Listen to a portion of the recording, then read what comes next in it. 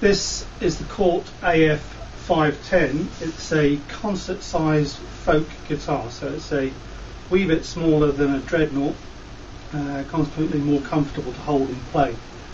It's what I would class as a budget guitar, beginners or intermediates, because of its price range rather than its quality, which is quite surprising. At the time of the recording this guitar was available for a little over £100, which I think is extraordinary value for money. Let's go and look at the various bits and pieces. We have sealed mini tuners at the top, which are now pretty much standard. The neck is a mahogany neck. It's got quite a slim profile for an acoustic guitar, and the profile is parallel, so it doesn't change its depth as it goes up and down the neck. Very, very pliable, very comfortable in the hand. The fingerboard is standard rosewood with the standard traditional dot markers on, which are mirrored on the player's side with small white dots. But you'll note that the third fret isn't marked, which is normally marked. In this case it isn't, but you shouldn't have any difficulty knowing where you are that close to the nut. The mahogany of the neck and the body is stained in a nice light cocoa-y stain, which I find is more attractive than the normal dark stain that you get on acoustic guitars traditionally. It lightens up the look of the guitar, makes it more attractive in my view. So let's have a look at the body in more detail. It's, as I said, a concert-sized body, so it's very, very comfortable to just slip under your arm and strum out a few chords. The back and sides are made of mahogany, as I think I mentioned, and front and back are bound in black.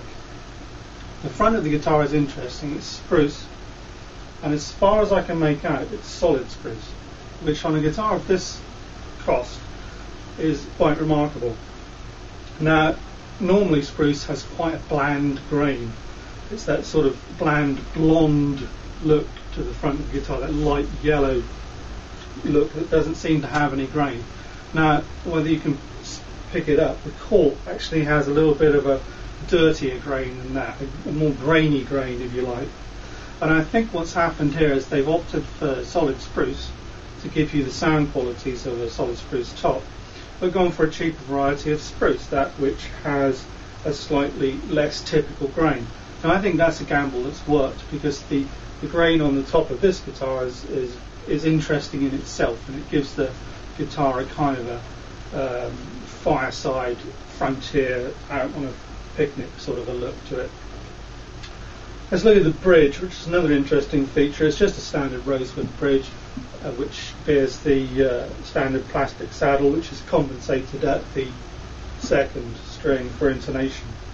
But behind the saddle, the bridge is scooped out slightly, so a section of wood has been taken out, and into that drilled the holes for the pegs that hold the strings. Now, what that means is that the strings come over the saddle and then have to go down further, so they're tightened. The tension over the saddle has increased, which improves tone transmission and volume and such like. The sound hole rosette is again very simple. It's just transfers of black circles, but you'd be hard pushed to get an inlaid rosette on a guitar of this price. The scratch plate single ply teardrop is one of the closest looking scratch plates to a actual teardrop that I've ever seen. So there it is. It's quite basic, but I think they've concentrated the cost implications in the right areas, and as I say, this spruce top is an interesting phenomena on a guitar of this price.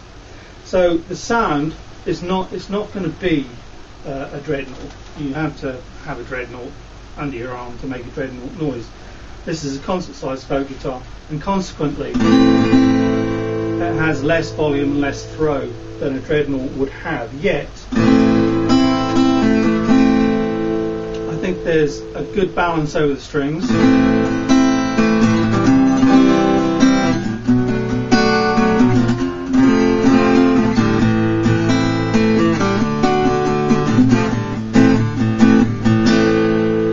And this is plenty loud enough to be an accompaniment to one or two voices.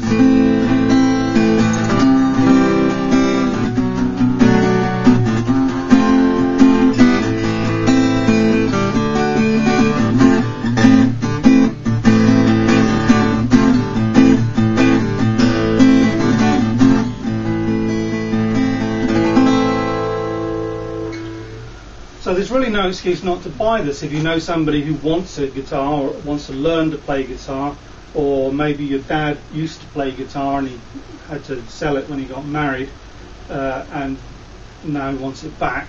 This is the kind of thing that would fill the gap. But I'm not saying it's just a beginner's guitar or just an intermediate's guitar. It has the quality about it to be a guitar for anybody that wants an acoustic guitar. For maybe home playing, practice or songwriting. But they don't use an acoustic guitar as their main instrument, so really don't want to hash out a lot of money. So I guess the message is that the Cort AF510 is quality at an affordable price.